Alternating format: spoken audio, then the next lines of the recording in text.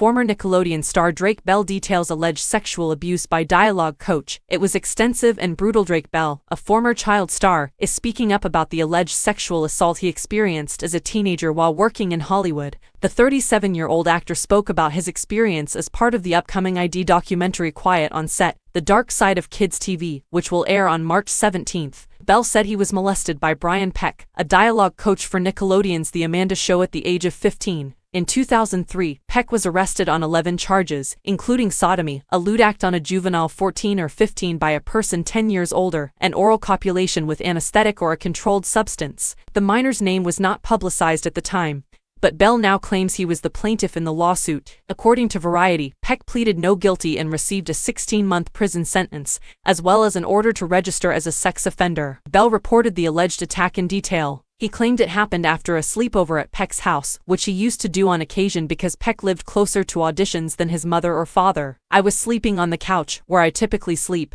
I awoke to him, I opened my eyes, and he was sexually assaulting me. I froze and was in full astonishment, with no idea what to do or how to react. I have no idea how to get out of this situation, Bell admitted. The actor stated that it became this secret since he did not want to be questioned by his friends and coworkers. He recalls Peck being so apologetic after the abuse and assuring it would not happen again. He worked out how to persuade my mother and everyone else that if I had an audition, or wanted to practice on dialogue or whatever, I would wind myself back at Brian's house, and things just grew worse and worse and worse. I was just imprisoned. I had no way out, the former child star added. The abuse was extensive and became rather brutal. I'm not sure how to elaborate on that on video. Why don't you think of the worst thing that someone could do to someone as a sexual assault, and then I'll respond to your question. I'm not sure how else to express it. Bell's father, who was his manager at the time, expressed his discomfort with Peck being around his young son, but was told by show executives that he was acting homophobic since Peck is gay. I don't see anything abnormal, but it just doesn't. I don't have a good feeling, Bell's father, Joe, said. He was supposedly told that Peck was simply a touchy-feely guy, so he backed off after being ostracized.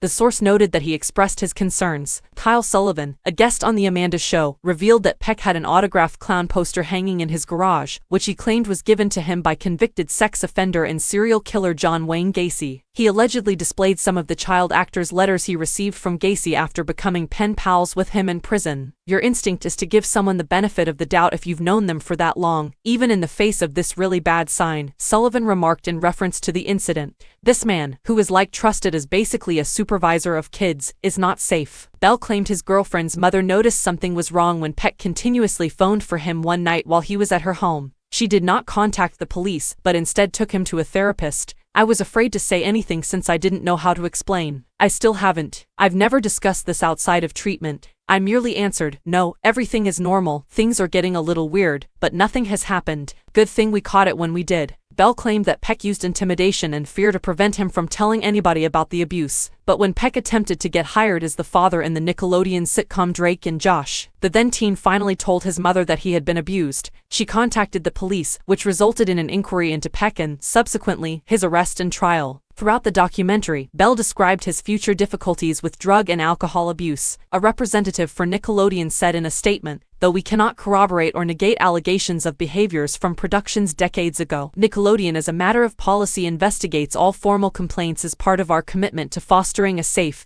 and professional workplace environment free of harassment or other kinds of inappropriate conduct. It stated, our primary concerns are the well-being and best interests of not only our employees, casts, and crew, but of all children, and we have implemented several safeguards over the years to help ensure we are meeting our own high standards as well as our audience's expectations. The press release went on to say, now that Drake Bell has disclosed his identity as the plaintiff in the 2004 case, we are dismayed and saddened to learn of the trauma he has endured, and we commend and support the strength required to come forward.